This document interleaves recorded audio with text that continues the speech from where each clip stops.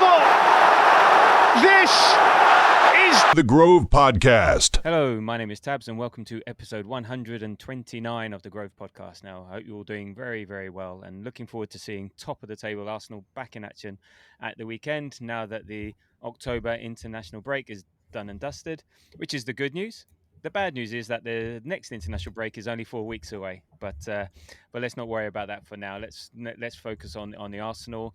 And joining me today is our resident international break expert is Jamie. And I do want to quote from last night: "Fucking hell, is there still international shite going on?" Jamie, how are you? Yeah, I mean, it does sum it up, to be honest, mate. Like, it's not my favourite time of the year, is it? Let's face it. Several times throughout the year, I just find it all very needless and pointless these days. But yeah, that's what it is. But there we go. And the fact that even though we did talk about it on the last pod, you instantly forgot and then got annoyed with when you remembered and put that in the chat as well. So The thing, do you know, actually, for some reason, it winds me up more than I think if we just said the boys are having a rest for a couple of weeks, I'd be bang on with that. You know what I mean? Yeah. I'm totally up for this. You know, the lads play too much and all that kind of stuff. It's just crap having a version of football that I don't particularly enjoy. You know what I mean? It's like rubbing my nose. Didn't Scotland win a game or two over the? Have you seen Steve Clarke's team? Have you seen the way that Scotland play? We've got about 17 decent class centre midfielders and about 4 left backs, and out of all that, he manages to conjure up a team that just look, it's watching it. To be honest, is like I think I had more fun watching Stoke. Wow. Okay, that's saying something. We're talking given the history. Actually, no. Pulis is West Brom. Stoke actually did have some entertaining moments. Pulis is West Brom, the one where he put 8 centre halves on the pitch. It's like watching that. Honestly, it's like watching paint dry. So it's all boring. Okay. It's all rubbish. Yeah. Well, there we go. Well, good job. This isn't the Scotland Steve Clarke podcast. Instead, so look, in today's show, we will look back a little bit, just because their Arsenal players did play and they did a few things for their respective nations, and we'll just take a quick look at that.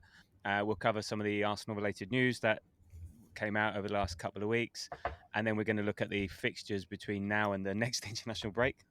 We can't not talk about it.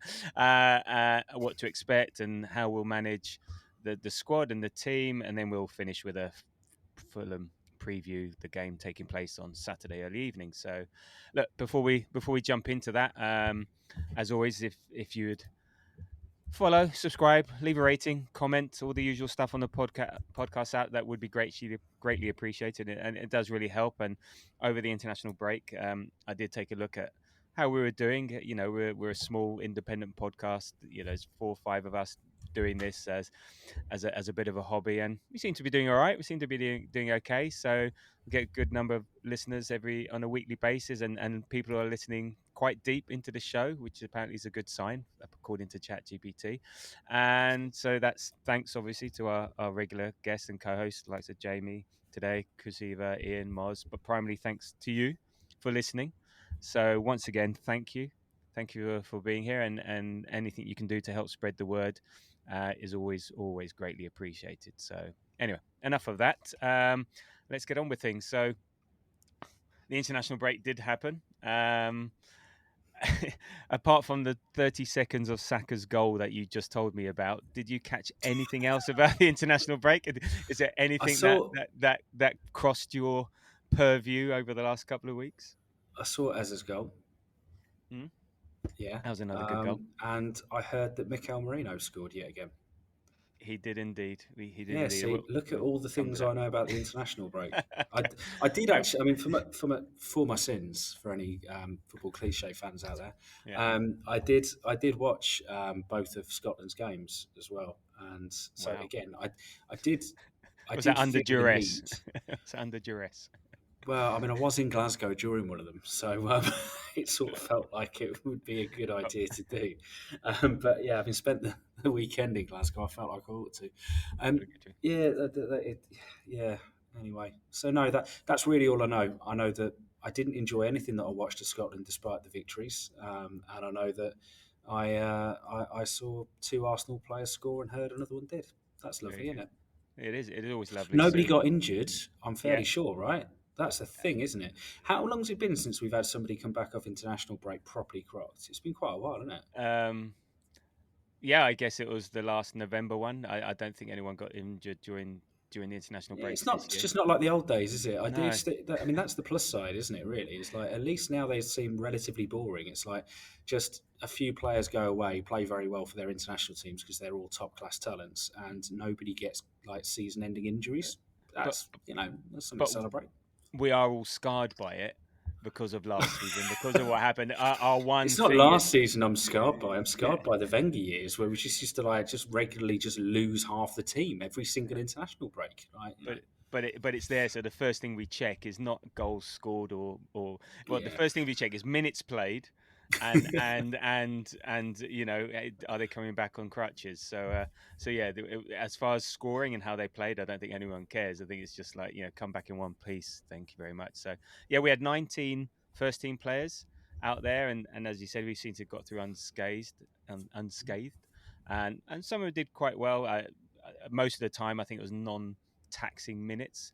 I think, and the only one that maybe suffered a bit was Big Vic, who didn't score again for Sweden, who now look unlikely to qualify for the World Cup, and they sacked their manager. Is it Jean Dahl Thomason? No, is that him? No, he's Danish. I don't know who it is. Anyway, they sat there. Doesn't mean he can't be the Swedish manager. Let's not be No, so true. dismissive. Very dismissive. Sorry, yes. Yeah. Although I can't, if Jon Dahl Thompson is now managing somebody and I don't know about it, I now feel the need to like Google that after this. I'm googling it right now. Sweden's sacked manager. It was Jean Dahl Thomason. So I saw the face. He actually looks. Is he still really baby faced? Yeah, and he looks like the German player who played for Real Madrid who retired recently. Yeah, I remember he Number looked, 10. Who's the German player that played for Real Madrid? Number 10. Tony Kroos. Yeah, he looks like Tony Kroos. He looks like a young version of Tony Kroos. Yeah, I remember when he was at Newcastle. Like that was, he was quite a big signing, wasn't he? But yeah, okay. No, I just remember him being very baby faced. He looked like he was like younger than me when I was about 14. So yeah. And he still looks younger than you. He may be younger than you. I don't know. So Sweden's not really having a great time with it, and Big Vic and Isak as well. There was a bit of travel for the likes of our Brazilian contingent going to South Korea and Japan, but that finished on Tuesday, so plenty of time to get over the jet lag. So there we go. Look, as we said, the highlights were, I would say, Saka's goal versus Wales. Saka just doing Saka things, and I think if there was one tweet or one post going on the socials, it was literally those 5 words that were just everywhere. And I believe he's now Arsenal's top goal scorer for England, or whichever way around it is. I think he's that, or whoever currently playing for Arsenal. Also speaks to the overlooking of multiple Arsenal number 9s over the years, that doesn't it? Yeah, Ian Wright, Alan Smith. Yeah, Ian Wright and stuff like that, who never really sort of took off for England. And then we have Rice, who was also captain for the Wales game. Eze scored against Latvia. Nice goal, as I said. Ran into the box, cut into on his left, and finished low into the corner. So that was nice. And MLS got a full game versus Latvia. So again, it's good for him to get some minutes in the legs and play a full game. So that was our England contingent. As you said, Merino scored again. He scored twice against Bulgaria, 2 headers, and some stats for you. So that's 6 goals in the last 4 Spain matches. And he's contributed 42% of Spain's goals in World Cup qualifying so far. And no player has a higher percentage for their nation. And if he played up front for Sweden, they might qualify. Well, I think so. There we go. Just change your passport, Mikel. And against Bulgaria, he had 65 touches, 2 goals, 5 shots, 2 on target, 2 big chances created, 5 key passes, 41 out of 47 accurate passes, 5 out of 7 ground duels won. He won a penalty, and SOFA score rating was 10. Now, I'm assuming that's out of 10. I don't know too much about SOFA score ratings, but so I mean, the question is, well, first, Spain have a lot to thank Arsenal for, because had it not been for his stint up front last season, I don't think he'd be as prolific as for them as he is now. But could you imagine if this player was out there and he wasn't an Arsenal player, what would be saying about him? And I'm sure the word defensive would not be anywhere near the conversation. No, that's in fairness. I think he never was a defensive midfielder, was he? But yeah, no. I mean, it's great. Like, fair play to him, scoring loads of goals against relatively dross teams, admittedly. But well, I say that again as an international football expert, and I think Turkey and Bulgaria seem like fantastic opposition these days. But no, in all seriousness, it's great to see. It's lovely for him. I mean, we have seen the quality of his finishes for both Spain and Arsenal, like, consistently. He strikes the ball so cleanly. He's so good in the air. His header the other week against Newcastle was just absolutely stunning. And it's hard not to think that there is a world out there where he played centre forward his whole career and he could have been an absolute machine, right? And yet we still don't know how to fit him into our Arsenal team without moaning. So it's like, well, not me. Number 9. Number 9. Okay. Yeah. Well, his record's better than Gyökeres at the moment. But yeah, I don't know. He's an odd player. He's a great, and maybe you do get these players who are great for their national team, but maybe he's still a very good player domestically, but just doesn't perform or doesn't have the same results. And it's happened through time. So look, I'm happy to have him at Arsenal. He plugs a lot of gaps where we need it. He is a bit of a square peg in a round hole at times, but he was my player of the season last year, so I'm all for it, and I'm pleased to have him as an option. And how he fits into the team, we'll get onto it later. But yeah, the fact that he's ours is great. So. Then we had Martinelli scored for Brazil in their 3-2 loss to Japan. I think that was his first goal for them in over a year. He's on fire. There we go. There we go. Well, he was Arsenal's Player of the Month as well, which is amazing for a substitute. Was he? Yeah, Okay. apparently so. Wow. So I think voted for by on the Arsenal.com.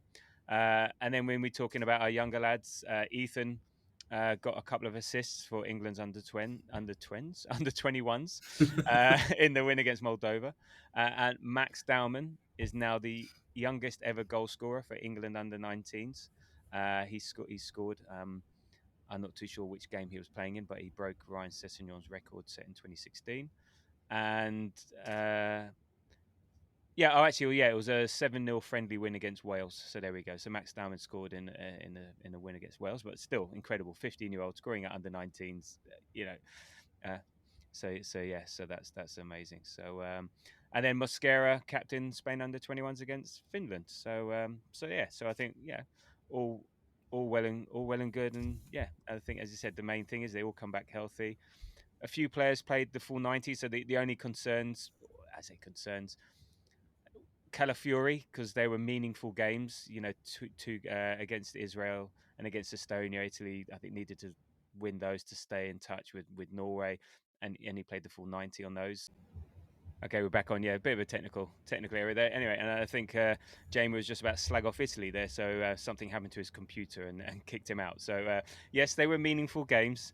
Maybe not the toughest of opposition, but Italy also aren't that great at the moment, and we have not been to the last. That's precisely what I mean, to be honest, mate. If you're having meaningful games against those two, then yeah. And Italy it's not exactly the days of Bobby Baggio, is it? No, and we haven't been to the last 2 World Cups, so having that. You're having that pressure on you, is a big deal. And to be honest, if we go there, we're not going to pull up any trees anyway. So we'll see. So he played a couple of full 90s.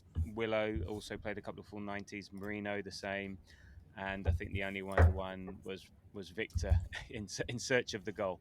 So, but majority, good minutes for some, not having to play the 4 minutes. It was good that Gabriel didn't play in Japan, so he was resting up, and at least the England boys didn't get pushed to the limits. So of course they started because they're the best players, but even against Latvia they were able to come off early. So I think we did okay, some good minutes and some good confidence builders for much of the team.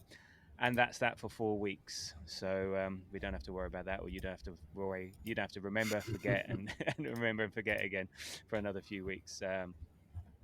So during the international break, there was a couple of bits of news that came out. I think the first bit was there was talk of a Raya contract, an improved contract, so not an extension, but just an improvement on the terms. That was Sammy Mockbell from BBC. Um, so yeah, so I think it was sort of done in the summer, but hasn't been announced yet. So very similar to what we did with Trossard. So thoughts on that? Thoughts on just a bump in salary, bump in terms? Okay, another technical mishap, but I think we're all sorted now. Transferred to mobile technology, so hopefully that will be all good. Right? Yeah. So look, for me, getting Raya in. Look, not getting Raya in, but giving him a bump in his wages, sort of improving the terms of his deal. I mean, it's what our club does. We like to look after our players. Unlike certain clubs, I think it makes sense. It sort of rewards him for what he's done, but it's also a measure of how valuable he is in the team, and it sort of brings him in line with other people of his stature, of his ilk in the team. And look, we gave new bumper contracts to MLS and Ethan, and that was great to do. But you sort of can't have someone of rare stature within the team, of his importance to the team, being closer to them on wages than to the sort of the top tier players. So I think it's great. I think it reinforces the culture we have at the club, brings stability.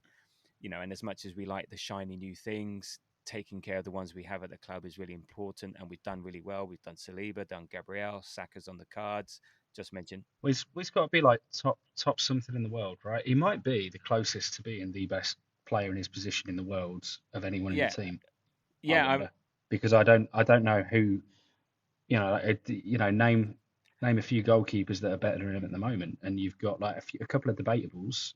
But you look at the guys, comparable statistics against anybody else out there at the moment, and it's just absolutely phenomenal. When you look at what he does in games, he's great. All round. Donnarumma, great shot stopper, and has that presence and stuff like that. But and yet David Raya, I think, has like one of the highest shot stopping rates in the whole world, right? Like for top flight, it's absolutely unreasonable. Yeah. So no, I think it's great. I think it's great that we've done it. I think it's good for the club, and I think, like I say, there's stability. You just can't have that sort of hanging around like that. And look, it gives us a tremendous base to build from. So off the pitch we're doing a great job. Now we just need to translate that to on the pitch. And again, it was similar with Trossard. No real issues with there. The other big story to come out last week was around the stadium upgrades. The Telegraph reported Arsenal have been and are looking into potentially expanding the stadium. There's talk about raising the roof, changing the pitch of the upper and lower tiers, trying to get in an extra 10k seats to bring us up to about 70k capacity, which I think is about the third largest that would be in the country, or third or fourth largest in the country, behind Wembley and Old Trafford. So might unfortunately mean playing at Wembley again for a couple of seasons, but other than making it easier to get seats if that's the case. Any thoughts on that, on the stadium upgrade? I mean, it feels like it's inevitable. They've got to look into it, right? The demand at the moment massively outstrips the supply, and some of that is due to recent success. I think there's probably some other factors around it as well, but certainly I would expect if there's any reasonable way to be able to do it in such a way as that they can guarantee that investment's going to pay out pretty quick, pretty sharpish, then they're going to do it, right? Yeah. And certainly another 10k extra seats in the gaff is desperately needed by the Bayern fan base that's desperate to get inside. And it'd just be great to see if of all those 10,000 extra seats they could fail to spare one for our mate Normie, who's been patiently waiting in the bottom couple hundred people in the waiting list for about 3 years. Yeah, they're only going to build 286 extra seats. not the eight. No, it's just there's 286 that go to season to Yes. get olders. The rest are all reserved for balance. Exactly. Well, look, of course we're for it. I mean, we've been there 19 years. When we did build it, it was an amazing stadium, state of the art at the time. But then stadiums have gone to a new level since then. And look, all for it. If it does go to fans, or help make cheaper tickets or concessions, and that it's just not extra corporates or high end tickets, or for all the travel companies, which I'm sure will still their share will get increased as a result.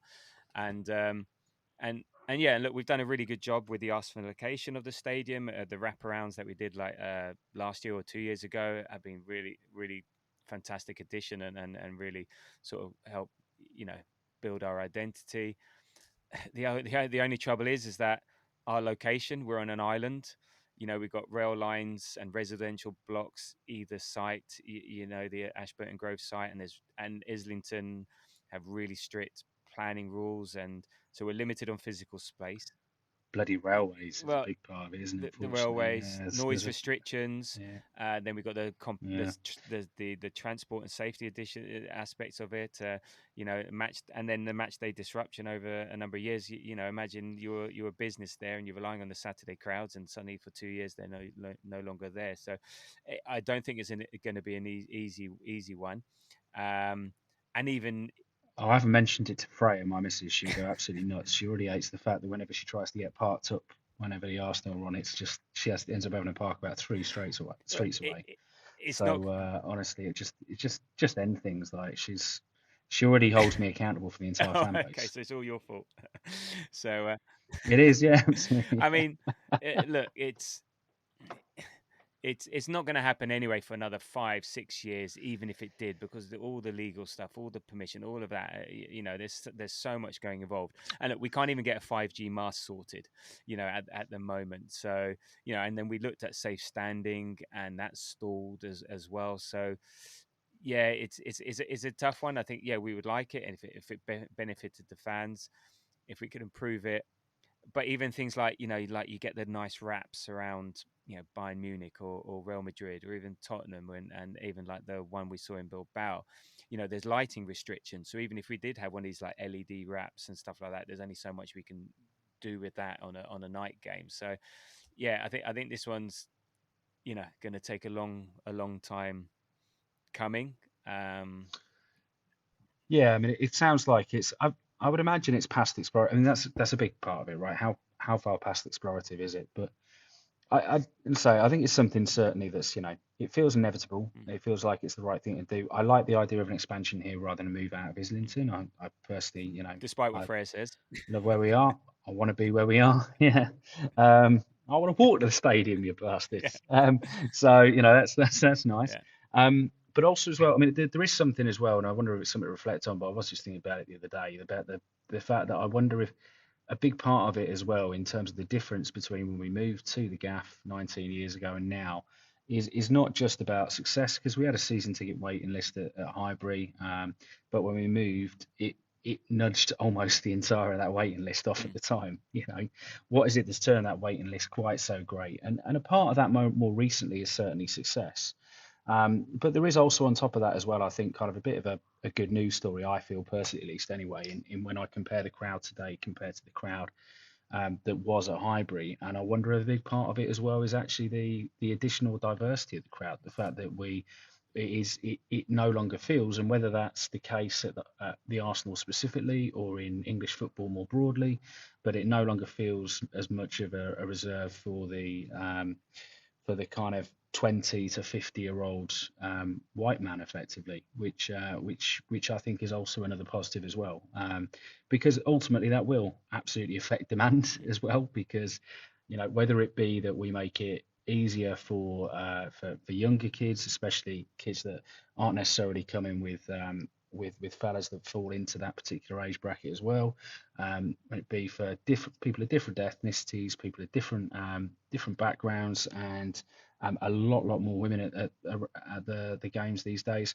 It does mean ultimately there's a much bigger demand than there used to be. Is in addition to the factors that already make more 20 to 50-year-old blokes potentially apply for tickets than used to. So that's kind of just a little small tiny reflection that I did kind of have when I was just thinking about, my God, how is it that season ticket waiting list has got so great? And I do wonder if a part of that is just generally more people are more comfortable going to the football now. Yeah. And I think that's not a bad thing whatsoever. No, Side point, but just one that occurred to me whilst I was thinking about the entire conundrum of, how we've ended up having such a great big season ticket waiting list. I think it was around about the time I actually got the email telling me that we'd not bloody moved on the season ticket waiting list yet again. yeah, I mean, it's an interesting one. Yeah, you're right. It's up to 100,000 now, and I think even Liverpool have stopped taking season ticket, submissions or get on the waiting list. And what's the point? For me, the bigger issue is like, how do we?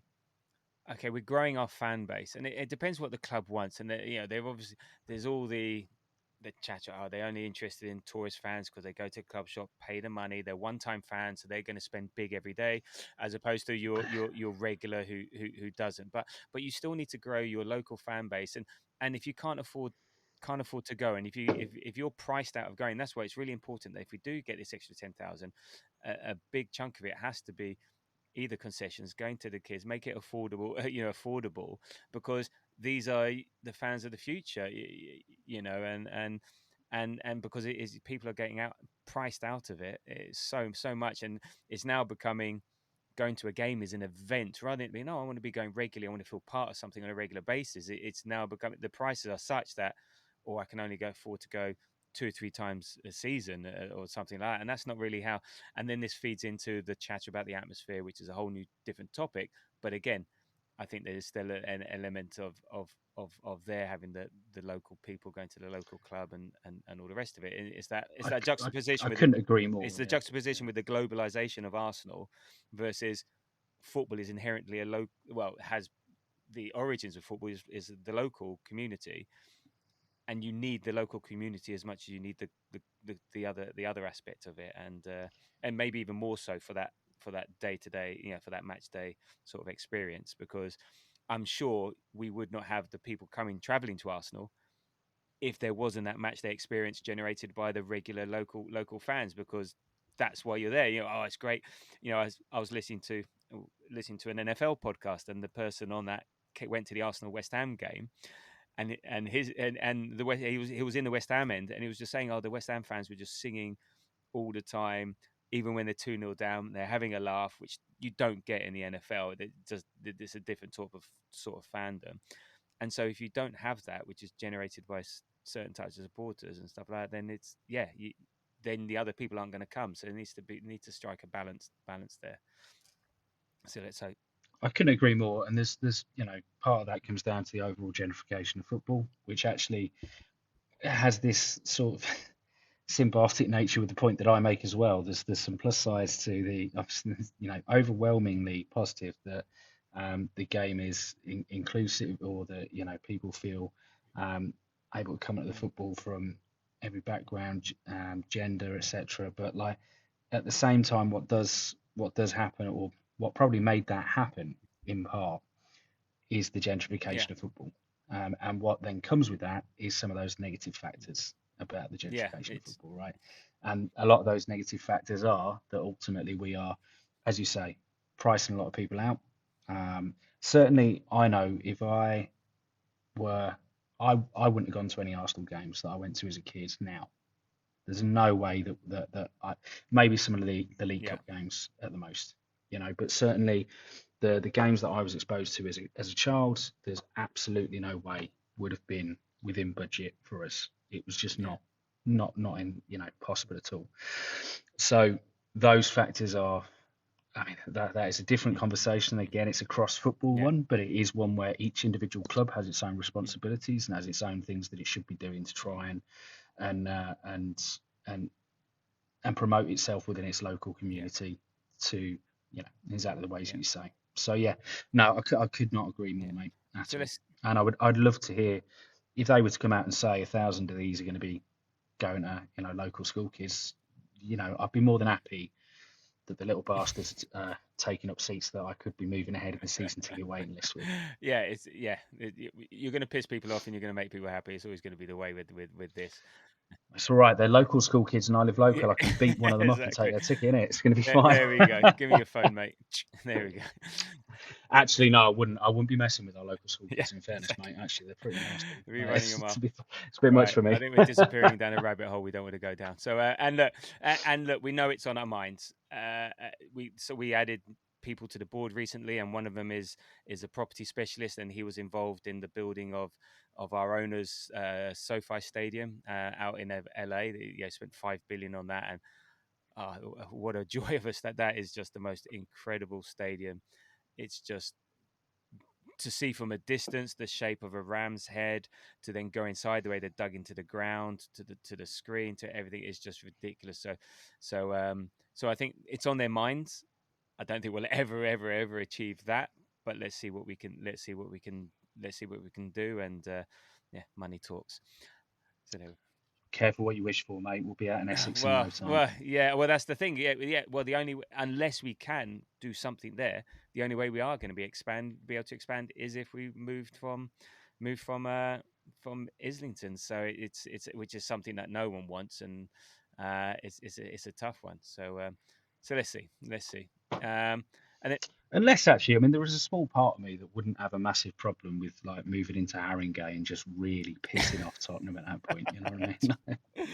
It's only a couple of miles up the road, and it could really, really annoy him at that stage. That would be good. I can imagine. The only reason we're here is to piss off Tottenham. There we go. Okay, and then the last sort of major bit, well, not even major bit, new Arsenal adjacent news was Jack Wilshere became Luton manager. So good luck to him. A club on the decline following their Premiership season 2 seasons ago, and actually they're the last team to score 3 goals against Arsenal. A little fact, but they've had 2 relegations and now mid-table in League One. So Jack Wilshere sort of getting a proper stab at the managerial job. So good luck to him. I know you're one for Jack and what he's done at Arsenal. So I thought you'd be quite pleased with that one. I absolutely love Jack Wilshere, as you know. He is, No, it's been a fantastic excuse to just relive the Norwich goal all over and over, and the Barcelona highlights. Just relive them.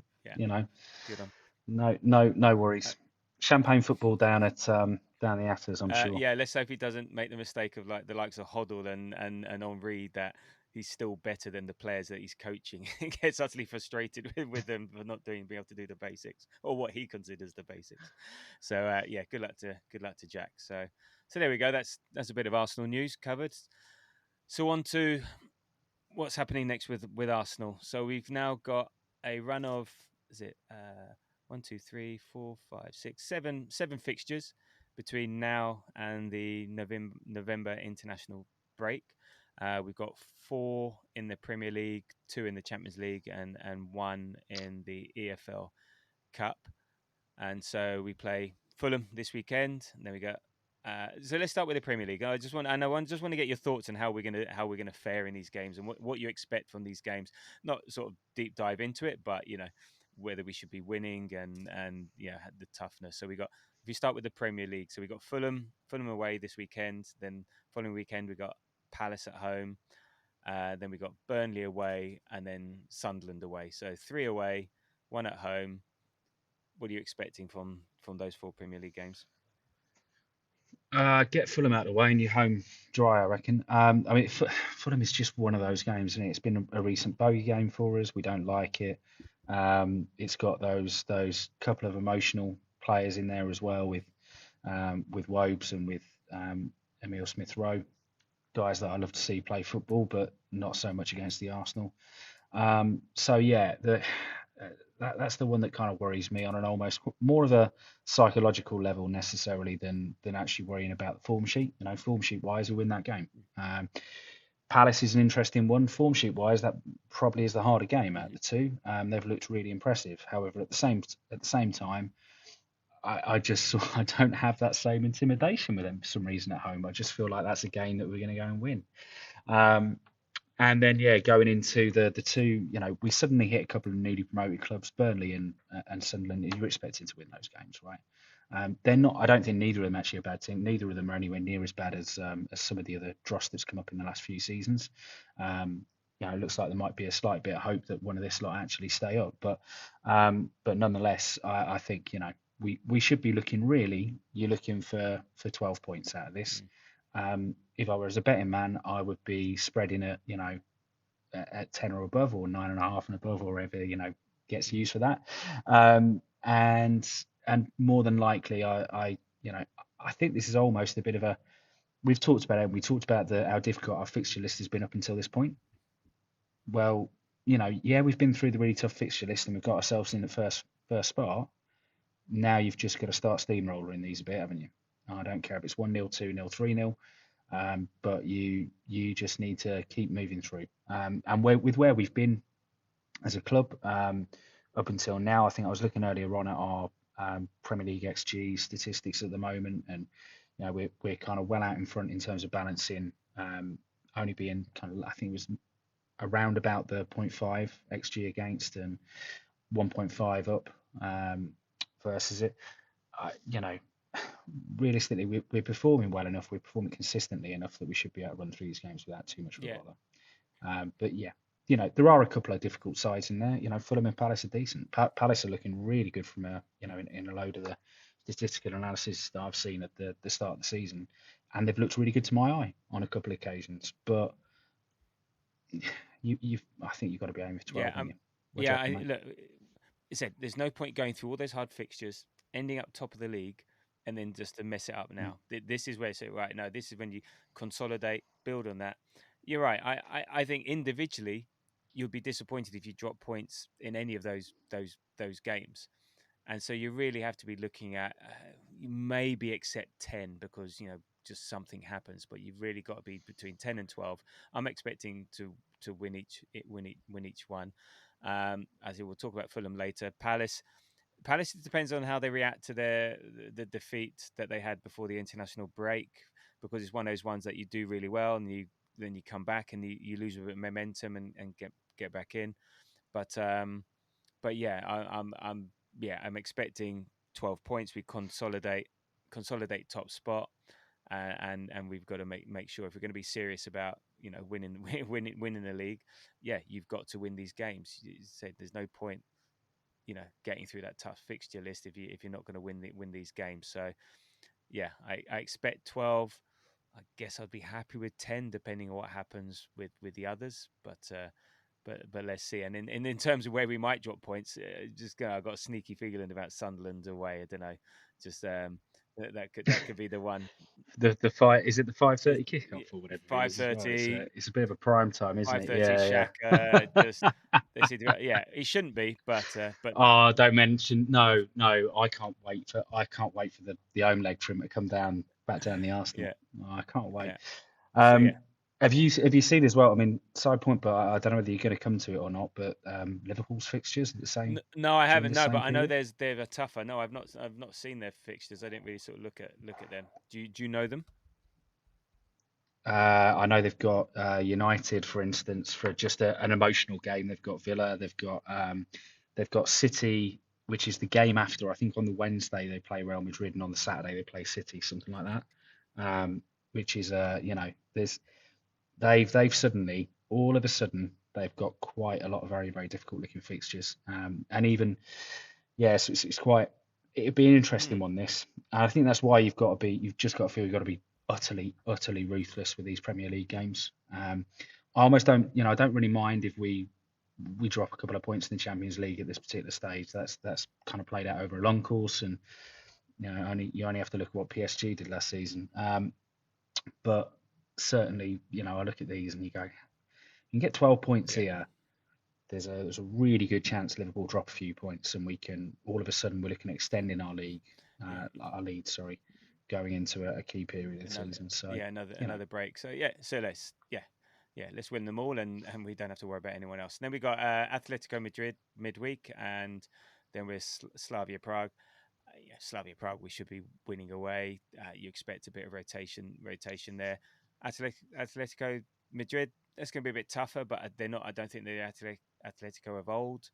We should still be too good for them. And if we do the business, early enough against Fulham, and knowing we've got Palace at the weekend, so it's a Saturday, Tuesday, Sunday, so it shouldn't be too heavy in terms of impact on the players. Yeah, maybe a bit of rotation for Atletico, but yeah, we should be getting. Too good for Atletico Madrid. They're not. It's not the.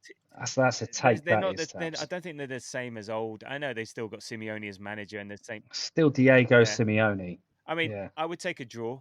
I don't expect to lose. A loss would be that we shouldn't be losing, but we should be winning that. It's at home, and I think if we beat them, then we've sort of got some great record against Spanish clubs in Europe. But we'll touch about that when we talk about it next week. But so, what are you expecting from those two games?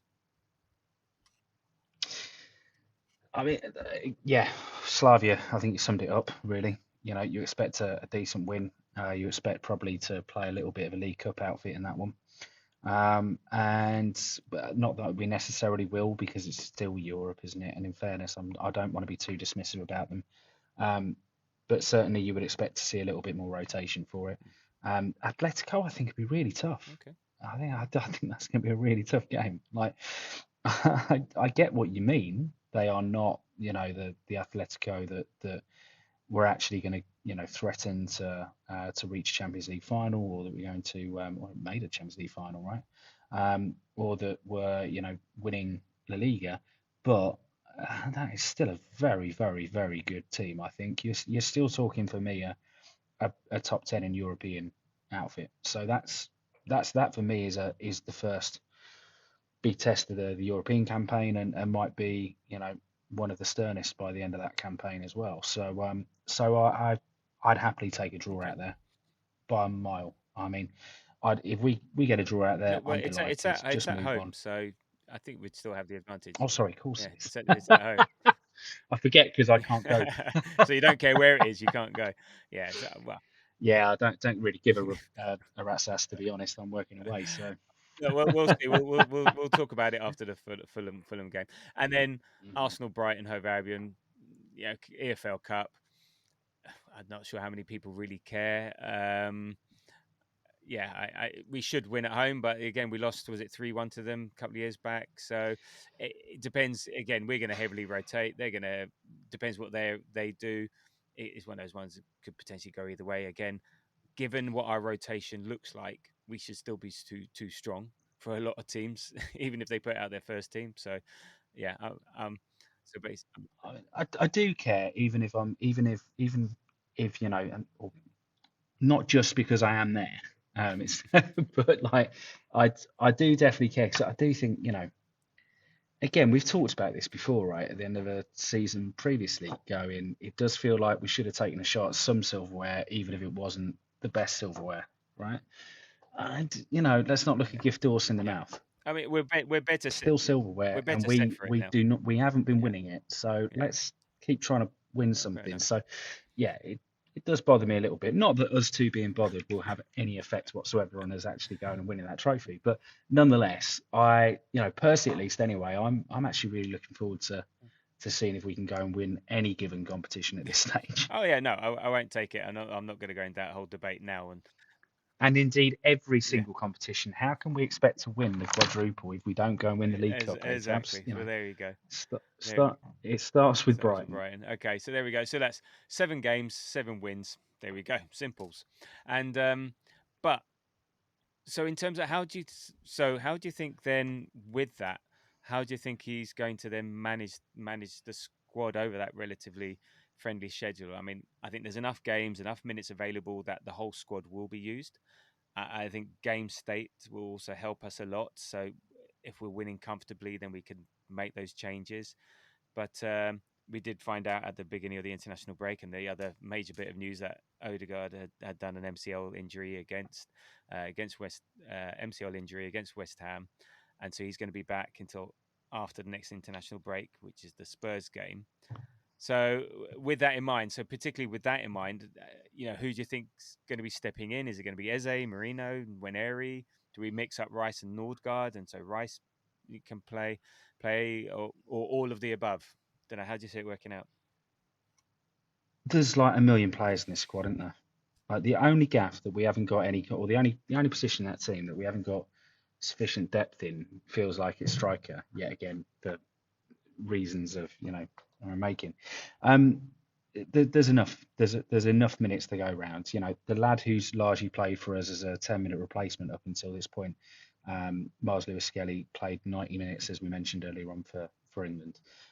Eze is only starting really to come into the side and easily fits into where Odegaard was and did it against West Ham when Odegaard went off. And then you've got Ethan Nwaneri sat right behind him that we're all desperate to see play a load more minutes, and you've even got Max Dowman as an option there as well. If you for the Brighton game, for instance, potentially, I still don't think he'll even start that anyway. It'll be potentially more of a break one or just getting some minutes at various points in time over these games. I think Noni's coming back as well expected to come back between the international breaks. Is he going to be after the international break as well? I thought it was after. I don't think we're getting anyone back. I know there's talk of Havertz and Noni Madueke being back on the grass, but whether they'll be available to play, it might just be talking about back in training, in fairness. But nonetheless, there's a boatload of talent there. There's a boatload of players. To be frank, if you can't manage to find a way to be able to put together teams that can win these games with the abundance of talent that's there, then there's a bit of an issue really.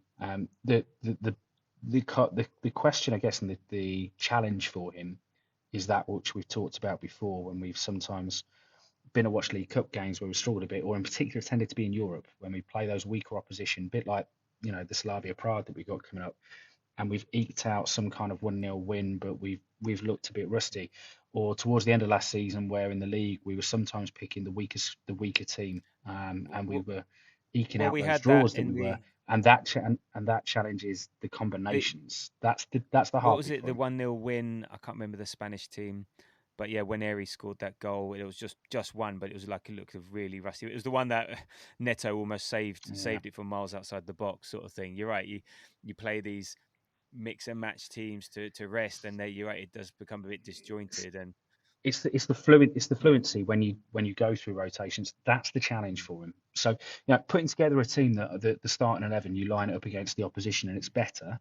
I think we could name a different 11 game a game, and we're probably doing that no bother. You know what I mean? That's absolutely easy for him to do.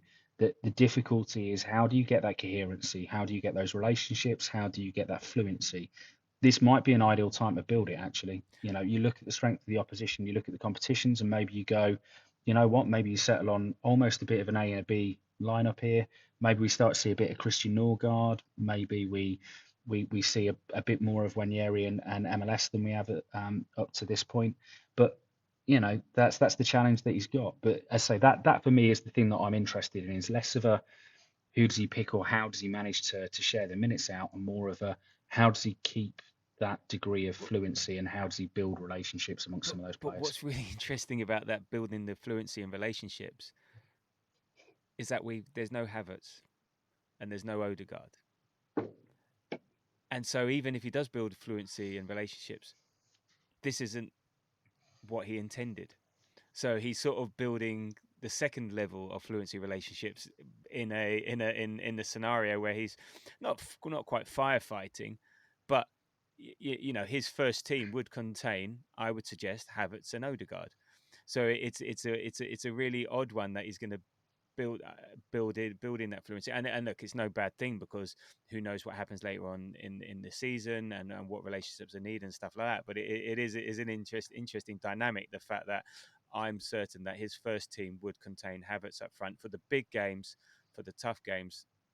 The big opposition, it would be Havertz up front, Odegaard would be there, and therefore you're playing Eze in the Odegaard role, where he's most probably penciled in for the left attacking forward role, and then that also, or maybe Nwaneri goes over there as well. Is another option as well. But I mean, also, I would just bear in mind, certainly 12 months ago, Julian Timber was not an intended starter when Ben White picked up his injury, and then Julian Timber has become absolutely, without a shadow of a doubt, the best right back in the Premier League. So, I would say a part of it as well is these are all opportunities for players, aren't they? So the relationships, you're absolutely right. I get what you mean. You're sort of developing these relationships. Well, maybe we might even find some that are a little bit more optimal. You Mhm. never know, because that there are times where obviously we're both staunch advocates of Martin Odegaard, I think, but there have been times where he hasn't been as Yeah, effective as he has been previously. And whilst I don't think we've seen enough from anybody at this point to say you do not start him, you might in the next 2 months see enough out of somebody to say they're now the yeah, starter. And the same could happen. I've taken the mick. I've out of Victor Gyökeres. It's a little bit cruel, perhaps, but it's not cruel yet no, because he's a quality striker who'll score lots of goals for us. But if he doesn't turn out to be if he does turn out to be a quality striker who scores lots of goals for us, then Kai Havertz is going to struggle. Is going to need to find other positions on the pitch to play.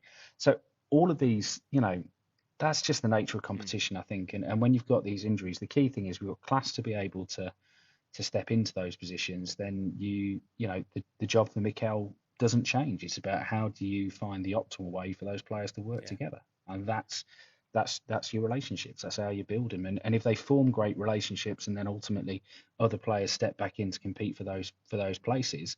Those players themselves have to build those relationships, and you're just constantly pushing players to do that. And if he does find something more optimal than some of the guys that we've loved for a couple of seasons, well, so be it. That's kind of yeah, that's the way it is going to be at a top team at this yeah. I stage. mean, look, yeah, I think you're right. I think they will get minutes. They'll all get minutes, and they all offer something different.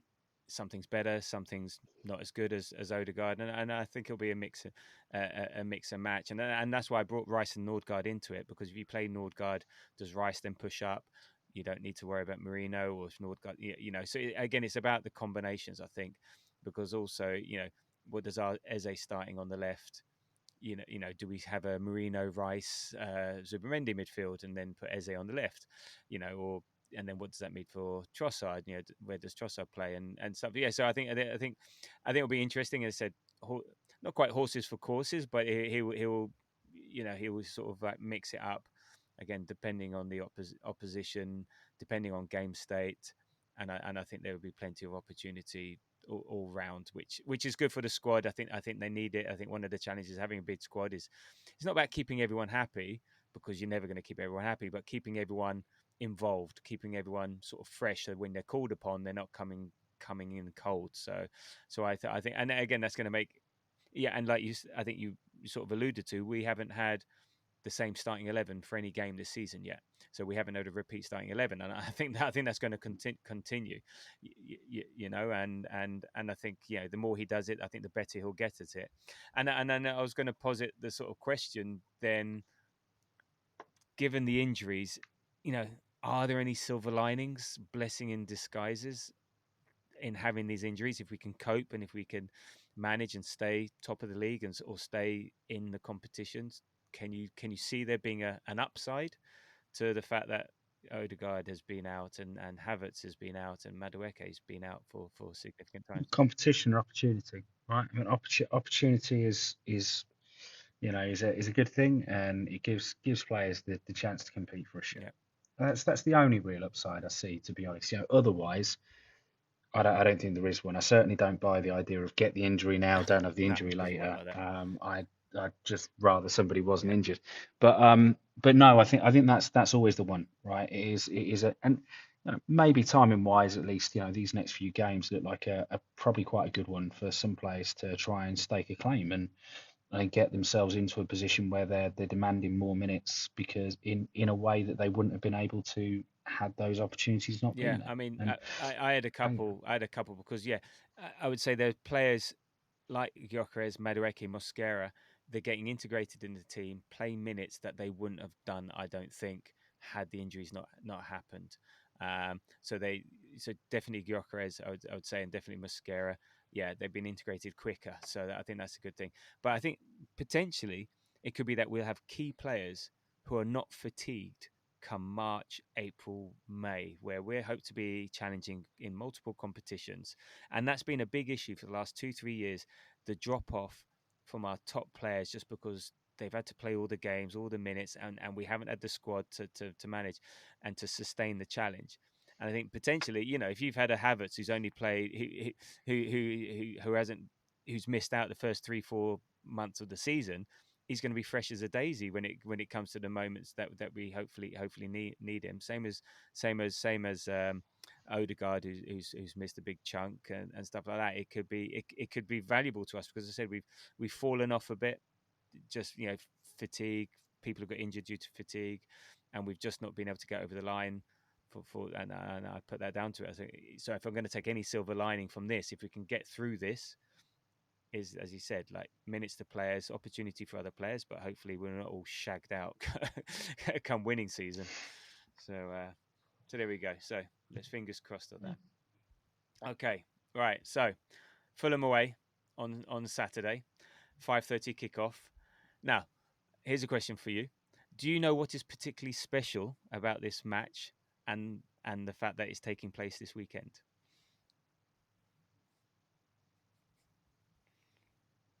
No. No, but you're going to love it.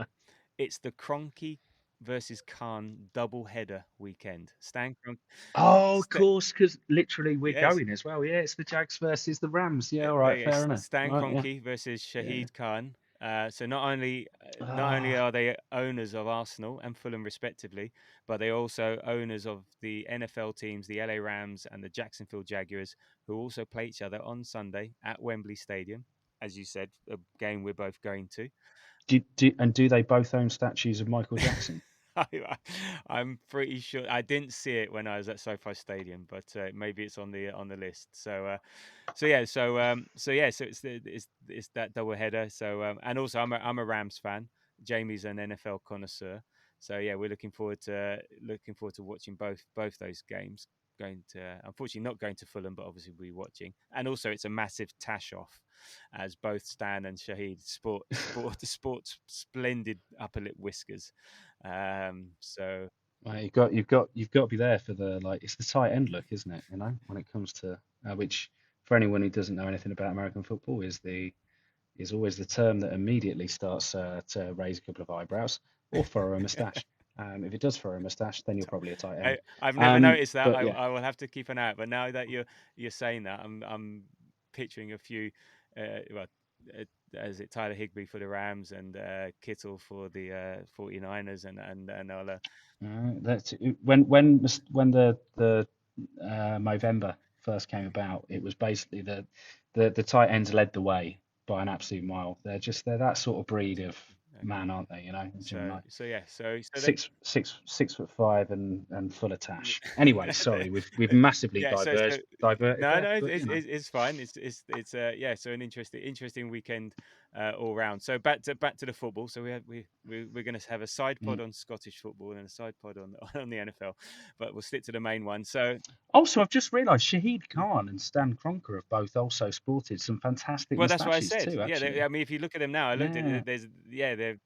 Oh, right. Thank God for that. Right. You see, the problem is, we're going with some people of yours that I don't know. And I thought when you first said that, you were talking about two mates because you said them by first name. You didn't say their surnames. Oh, no, sorry. I meant the owners. I've literally just gone back and realised, hang on a minute. No, it's not his mate Shahid's.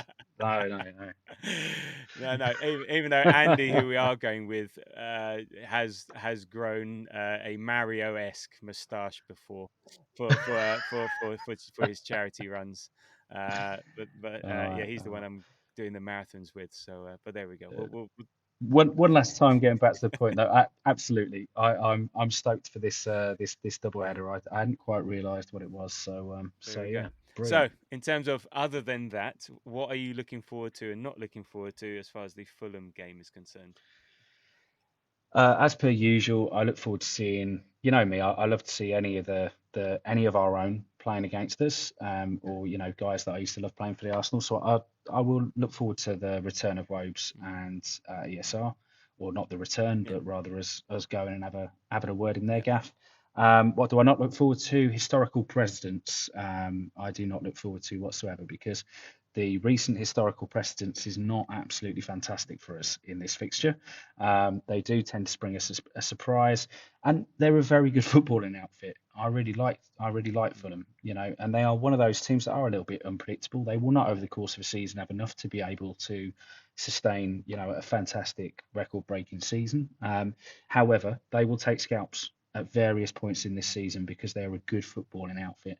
And what you've got to see then is Arsenal turn up, be professional, get the job done. And the main thing as well, and this is one of the key things that we've had at Fulham a bunch of times, is we've panicked at certain points against them. I don't know why. It's just one of those fixtures where we have panicked at times with them. And if anything does go, if we do go through any form of adversity in this Fulham game, then we just need to not panic and keep it super, super professional, because we are a better outfit by a big distance, player for player, man for man, by an absolute mile. Make no bones about it. There might be a decent side. They're nowhere near in the same class. So, yeah, what I don't look forward to is a repeat of any of that stuff, because that does, unfortunately, you talk about things that kind of ring through your mind and your recent memory. That's the sort of thing that's there for me. Yeah.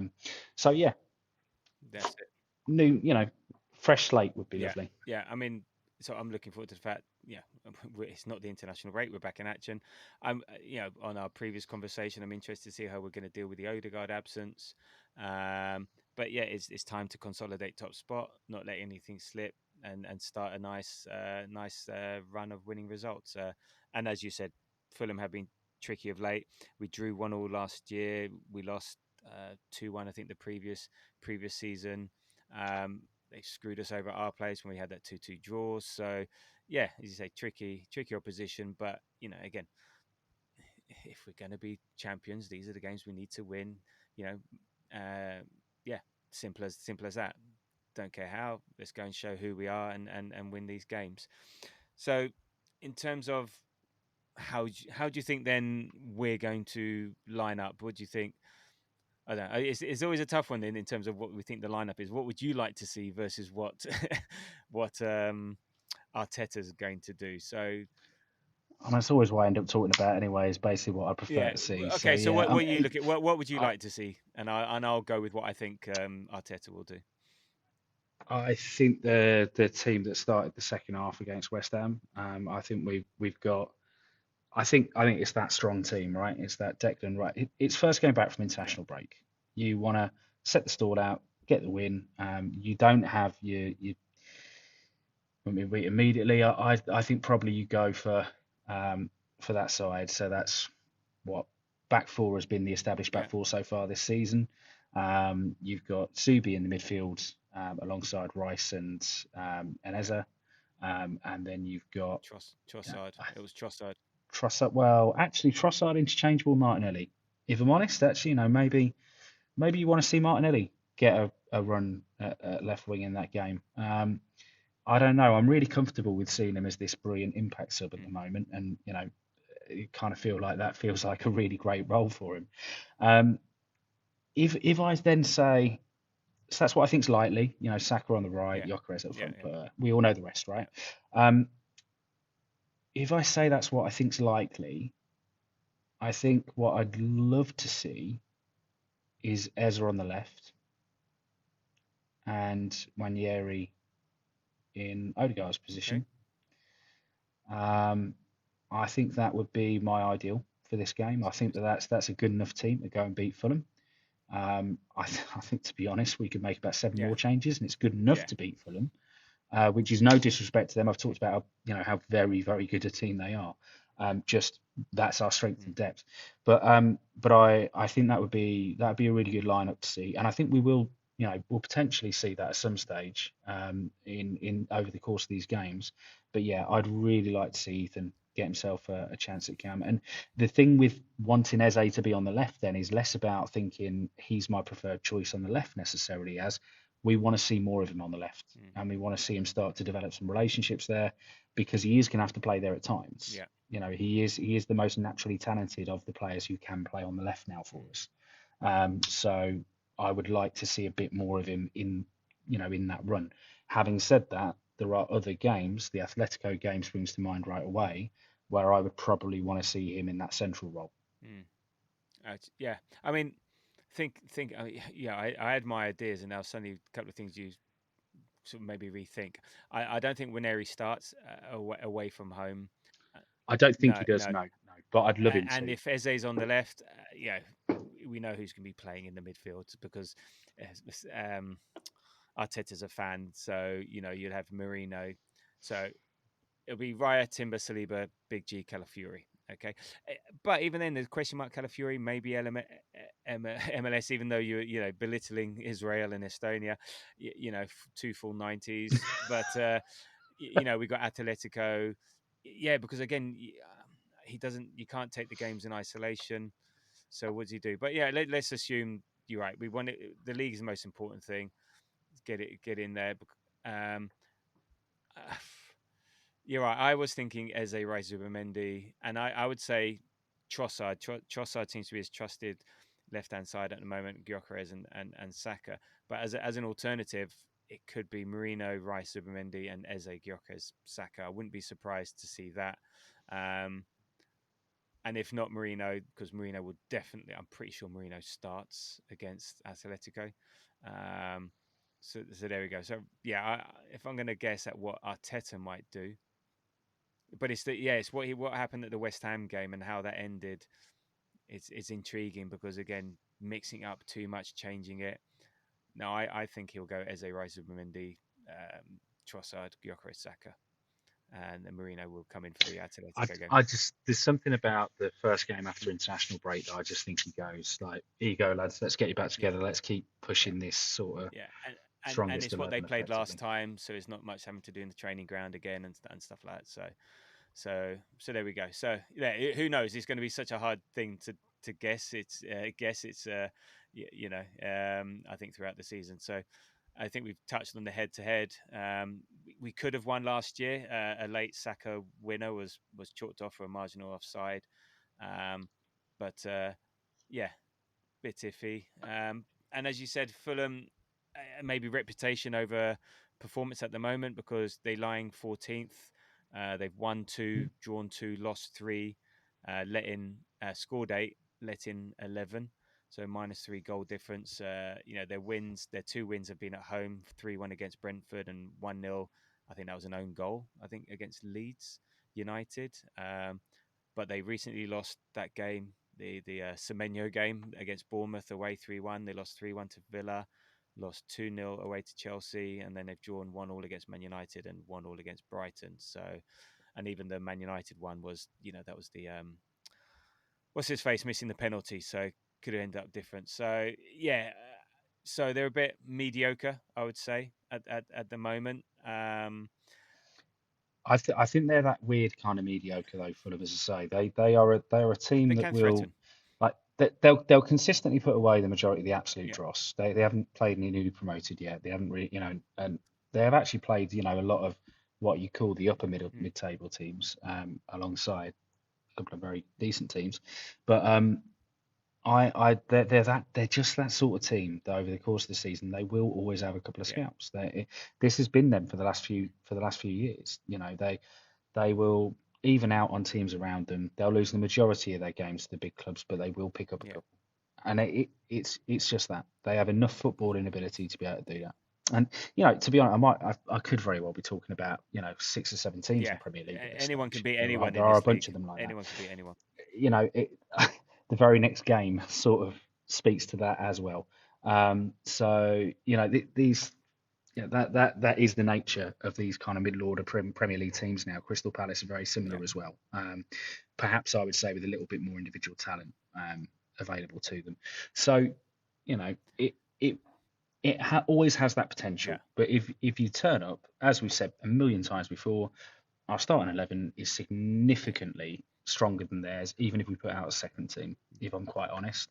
So, like Wobes, bless him, bless his cotton socks, ain't getting a game in any way, shape, or form at the Arsenal at this point. No. Like that's that. Yeah. He's sat quite far back on that bench. So, and he's probably their most influential player. ESR is a sub for them at the moment. So it just goes to show he's the level he's at. I mean, Fulham. They've got some injury. Don't break my heart. No, I know, but it's the truth. We all wanted something, but the truth is there that he's now a bench player at Fulham. So they may have a few injury issues, like Kenny Tete is out till November. Same with Rodrigo Muniz and Sasa Lukic. I think Lukic is a big miss for them. And then also they may have some injury issues up front. So I said Rodrigo Muniz is out, and Jimenez, he came off after 11 minutes in the last game against I think it was Villa after scoring a goal. I reckon he'll play. He missed the international break. It was just a strong blow to the hip, so I don't think it was anything major. They put him down as doubtful, but because if they don't have Jimenez and they don't have Muniz, who else have they got to play up front? So that could be tricky for them. So that might benefit us as well. But my sense is that he'll play. But so let's wait and see. And that's for Arsenal, where we all know about the injuries and things like that. So with that said, with the in inverted commas anxiousness about going to Craven Cottage, but given that we're better than them in theory, what's your prediction for the game? I'm going to go for a nice and professional post-international break 2-0. 2-0. Okay. 2-0. I put 2-1 just with that little angst in there. Even though we're so good at defending. Don't know. I don't know. I think 2-1 Fulham at home. Yeah. The thing is, like, 2-0 at the Cottage feels slightly arrogant, Yeah. doesn't it? I sort of get it. I had doubts my end. I mean, I think a big part of me wanted to go 2-1, but I literally just had that internal dialogue myself and just went, yep, no, it's don't bet against, like he's just said, after their strikers, Muniz isn't there and Jimenez is apparently not particularly fit. Why would you back the guy that we've just talked about earlier on as being mesmeric in goal, and the four defenders that we're going to put out as being beaten by them? But it is what it is, isn't it? It just feels feels a bit much to go. Oh, it's definitely a clean sheet. Easy 2-0. Yeah. So there we go. 2-1. We'll see. I think, and then the next episode will give an update on our predictions competition. But for now, yeah, we'll keep it at that. Okay. So we're done. Wow. We 111 minutes. 2 blackouts after a post-international break, pre-Fulham pod. I think we've done very well. So again, thanks Jamie for joining me from your location, to be undisclosed. I don't work for MI5, mate. It's an office. It's an office in Manchester. It's all right. Don't worry about it. I appreciate it. Thank you for that, and thanks everyone for listening and if you've made it this far, I know lots of you do. So well done, you. You can follow us on Threads, Blue Sky, X, TikToks, Instagram, all that jazz. Please give us a like, a follow, subscribe on the podcast apps. Leave a comment. That really helps. The next show will be post Fulham, pre Atletico Madrid. And yeah, thank you very much. And we may even give an update on the Jags Rams if you're interested as well. I'm sure we will if Jamie's on the show anyway. So so there we go. As always, thank you for listening. And until the next time, come on, you Gunners.